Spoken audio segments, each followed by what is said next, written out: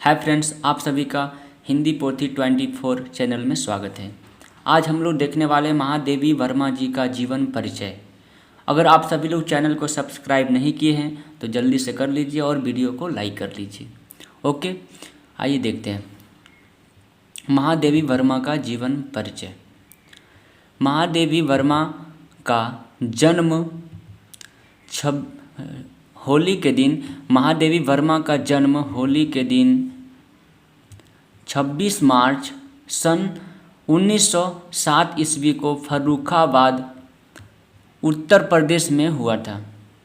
जो फर्रुखाबाद दोस्तों ये ज़िला है उत्तर प्रदेश में एक, वहाँ पर इनका जन्म हुआ था। और कब हुआ था? होली के दिन हुआ था और 26 मार्च को हुआ था। और सन क्या था? ये 1907 ईस्वी था। आगे देखते हैं। और इनके पिता का नाम, एक सेकंड दोस्तों, इनके पिता का नाम श्री गोविंद प्रसाद वर्मा जो एक वकील थे। इनके जो पिता थे वो एक वकील थे और इनके पिता का जो नाम है दोस्तों गोविंद प्रसाद वर्मा था। ओके, और माता का नाम श्रीमती हेमरानी देवी था।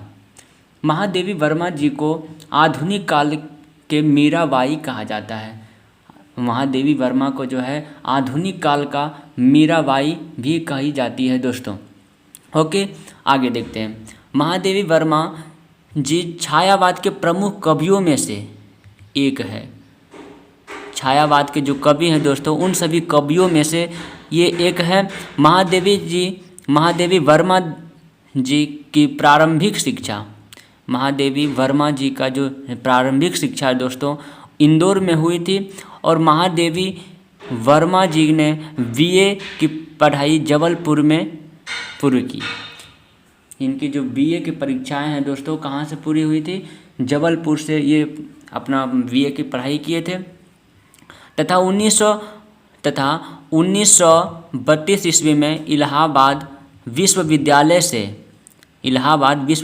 से संस्कृत में एमए की उपाधि प्राप्त की। ओके, इन्होंने जो है 1932 ईस्वी में इलाहाबाद विश्वविद्यालय से संस्कृत में एमए की उपाधि प्राप्त की। ओके, महादेवी वर्मा को 7 वर्ष के अल्प आयु से काव्य के प्रति प्रेम था। ये जो दोस्तों हैं काव्य के प्रति इनके कब से प्रेम था? 7 वर्ष के अल्प आयु से इन्हें काव्य के प्रति बहुत लगाव था। ओके, महादेवी वर्मा जी का विवाह 9 वर्ष के आयु में ही डॉक्टर स्वरूप नारायण वर्मा के साथ हो गया था। किनके साथ हुआ था? इनका जो विवाह है दोस्तों 9 वर्ष के अल्प आयु में ही स्वरूप नारायण वर्मा जी के साथ इनका विवाह हो गया था। विवाह के बाद भी उन्होंने अपनी शिक्षा जारी रखी। विवाह के बाद भी जो महादेवी वर्मा जी हैं वो क्या किए? अपना शिक्षा को जारी रखें। और महादेवी वर्मा ने अपने प्रयत्नों से इलाहाबाद में प्रयाग महिला विद्यापीठ की स्थापना की। अब कहीं क्वेश्चन अगर बनता है दोस्तों प्रयाग महिला विद्यापीठ की स्थापना किसने की, तो आप टिक कर सकते हैं महादेवी वर्मा जी। ओके, इसकी वे प्रधानाचार्य भी एवं कुलपति भी रही हैं। यह जो विद्यालय है इसका जो है ये कुलपति भी रहे हैं, प्रधानाचार्य भी रही हैं। और महादेवी जी कवित्री होने के साथ साथ एक विशिष्ट गद्यकार भी थी। वो तो कवि थी ही और उसके साथ साथ गद्यकार यानी कहानी भी लिखा करती थी। ओके, महादेवी जी के काव्य में भाव समृद्धि तथा आकर्षक समन्वय है। उनके जो रचना है दोस्तों उसमें काव्य में भाव समृद्धि की आकर्षक है, उसमें हृदय से और रचना क्या करती थी। तथा इनके काव्य में आत्मनिवेदन का स्वर प्रधान है। आत्मनिवेदन यानी कि आत्मा को ज़्यादा महत्व देती थी। आत्मा की जो आवाज़ जो उसका वास्तविक है उस पर वो गहराई में जा कर के बातें किया करती थी। ओके, महादेवी जी अपने काव्य में हृदय की अनुभूतियों को ही काव्य का विषय बनाया है।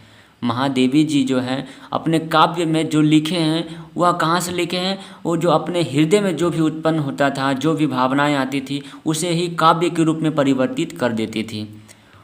महादेवी वर्मा जी की मृत्यु 11 सितंबर सन 1987 ईस्वी को हो गई थी। अब मृत्यु अगर पूछा जाए दोस्तों तो आप बोल सकते हैं 11 सितंबर और सन जो है 1987 ईस्वी को हो गई थी। ओके, इनकी जो रचनाएं हैं दोस्तों निम्न प्रकार है।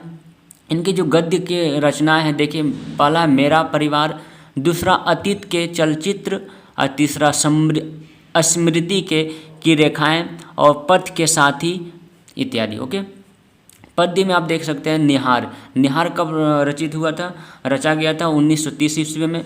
नीरज कब प्रकाशित हुआ था 1934 ईस्वी में। रश्मि ये 1932 ईस्वी में। सांध्य गीत ये 1936 ईस्वी में। दीप शिखा 1942 ईस्वी में। और यामा और सप्तपर्णा ये इनकी पद्य की रचनाएं हैं। ओके, विविध संकलन में हम लोग देख सकते हैं स्मारिका है, स्मृति चित्र है, संभाषण है, बोध तथा संचयन भी है।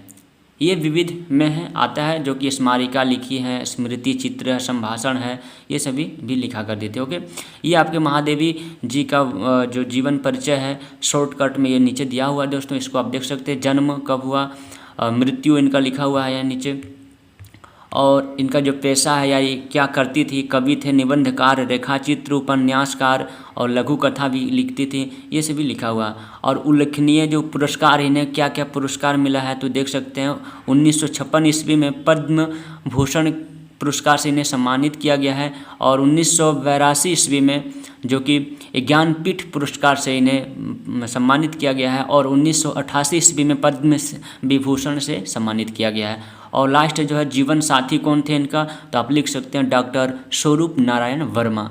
इतना ही आज के लिए दोस्तों, फिर मिलते हैं हम लोग अगले वीडियो के साथ। तो आज के लिए इतना ही, धन्यवाद।